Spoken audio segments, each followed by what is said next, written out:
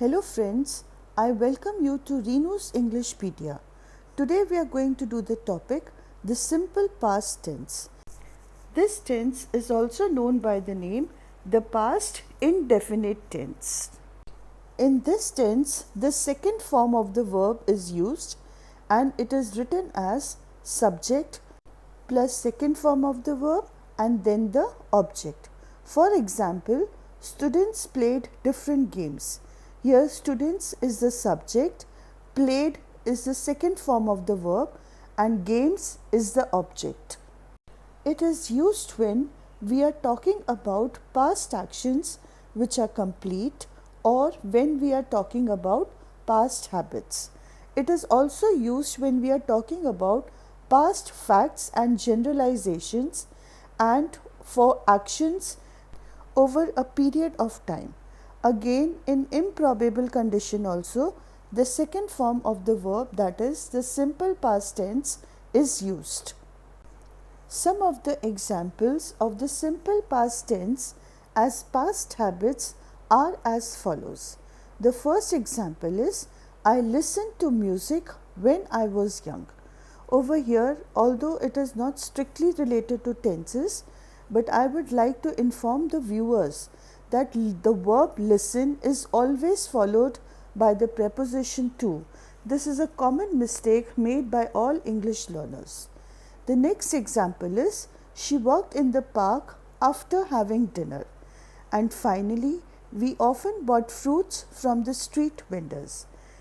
The present tense of these sentences will be I listened to music and she walks in the park, and finally we often buy fruits from the street vendors. In the simple present tense, it takes the first form of the verb, whereas in the simple past tense, it takes the second form of the verb. When we talk about past facts, we mean that facts which were once true but now no longer are. For example, he was obedient as a child but now he is unruly. Next example is people were more honest in the 1950s. Now this is an example of generalization. We are talking generally. And finally, the past fact is that India became free on 15th August 1947. Please remember that when we are talking about past actions which are quite complete, we do require some time reference. For example, I left for France last Monday. Left is the second form of the verb, but the time reference last Monday makes the meaning more clear. Next example is the flight took off at 4 a.m. Because of the time reference of 4 a.m., we know that this is a complete action. And finally, the example, the service started at exact 3 p.m. Again, the simple past tense is also used in sentences which show actions over a period of time. For example, she worked here from 2006 to 2010. Next example, they lived here for many years. And finally, we studied in this school for 15 years. The prepositions from, for and for denote duration of time. Finally, the simple past tense is also used in conditional sentences to express the improbable condition.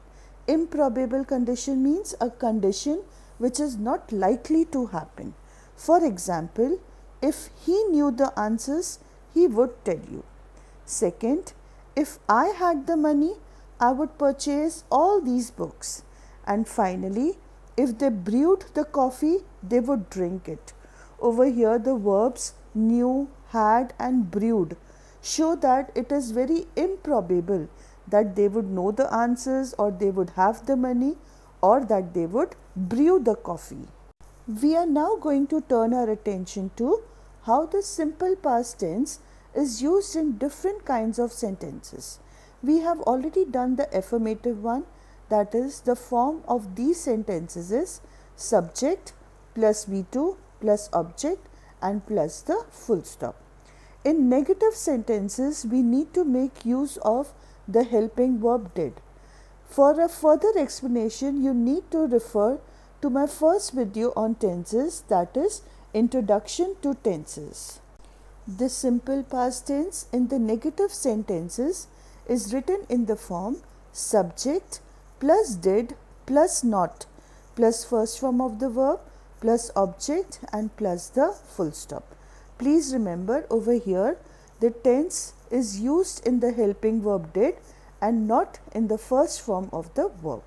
And finally, in the interrogative sentence, the form is did plus subject plus first form of the verb plus object, and then there is a question mark.